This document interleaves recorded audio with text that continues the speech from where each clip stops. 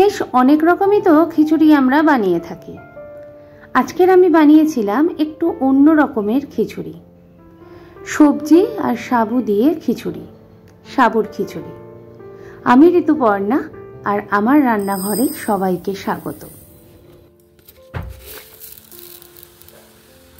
সাবুর খিচুড়ি বানানোর জন্য যেটা প্রথমে করতে হবে, মুগ ডালটাকে নিয়ে ভালো করে ধুয়ে রেখে দিতে হবে। এবারে একটি পাত্রে যতটা মুগ ডাল নিয়েছি ঠিক ততটাই কিন্তু সাবু নিতে হবে। আমি বড় দানার সাবু নিয়েছি, চাইলে আপনারা কিন্তু ছোট দানার সাবুতেও এই রান্নাটা করতে পারেন। সাবুটাকে ভালো করে ধুয়ে আধ ঘন্টা জলে ভিজিয়ে রাখতে হবে।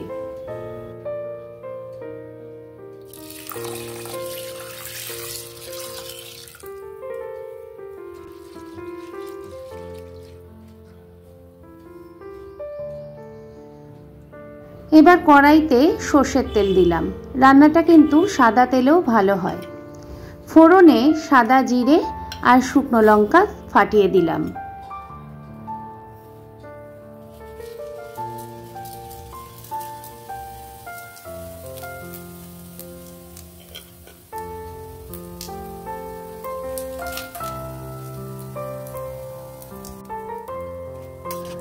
শুকনো লঙ্কা জিরেকে একটু নাড়াচাড়া করে নিয়ে ধুয়ে রাখা মুগ ডালটা তেলের মধ্যে দিয়ে দেব।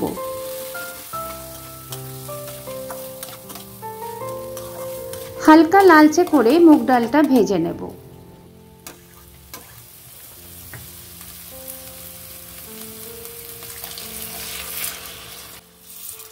ডালটা সিদ্ধ হওয়ার মতো জল দেব, সাথে স্বাদ মতো নুন ও পরিমাণ মতো হলুদ দিয়ে দেব।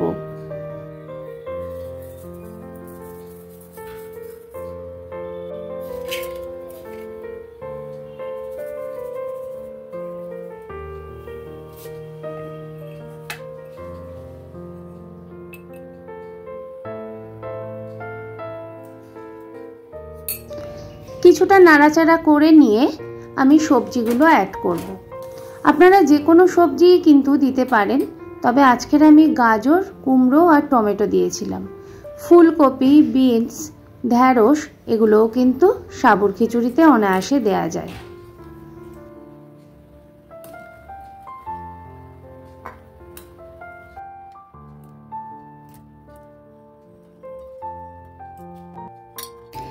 আলু, ফুলকপি, কড়াইশুঁটি দিয়েও সাবুর খিচুড়ি খেতে কিন্তু খুব ভালো লাগে। কড়াইশুঁটিটা ছিল না, তাই আজ আর দেয়া হলো না। আলু ভেজেছিলাম বলে আলুটাও কিন্তু দিইনি। 20 মিনিট মতো ঢাকা দিয়ে রান্না করব।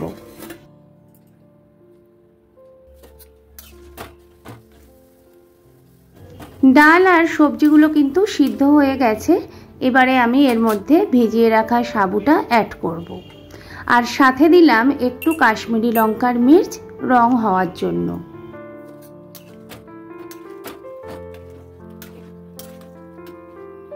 বিভিন্ন উপোসে বা ষষ্ঠীতে কিন্তু সাবুর খিচুড়ি আমরা বানাই। এই রান্নাটা আমার দিদা ভীষণ ভালো বানাতো, আমার মাও কিন্তু এই রান্নাটা খুব ভালো বানায়। আর কোনো উপোসের দিন আমরা সবাই কিন্তু বাড়িতে এই সাবুর খিচুড়িটাই খেয়ে থাকি। আর আজকের ছিল অশোক ষষ্ঠী, সাথে পয়লা বৈশাখ, আর আজকেরই কিন্তু আমি এই সাবুর খিচুড়িটা বানিয়েছিলাম।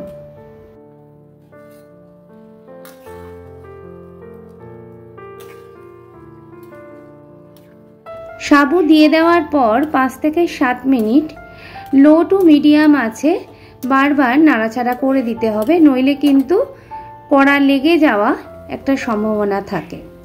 মিষ্টির জন্য আমি 2-3টে বাতাসা দিলাম, আর শেষে আমি ঘি ও গরম মশলা অ্যাড করেছিলাম।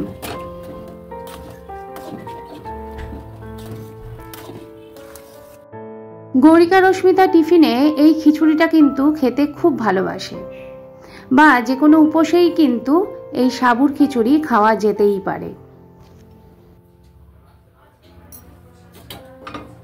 যদি আমার ব্লগগুলো ভালো লাগে, লাইক, শেয়ার, কমেন্টস দেবেন। যেতে যেতে ভালো লাগলে পেজটাকে ফলো করে নেবেন, চ্যানেলটাকে সাবস্ক্রাইব করবেন। আর যাচ্ছেন কোথায়, ঘাটতিগুলো তো বলে যাবেন। আজকের ব্লগটা এখানেই শেষ করছি। দেখা হবে নতুন একটা ব্লগে। সকলে ভালো থাকবেন, সুস্থ থাকবেন। নমস্কার।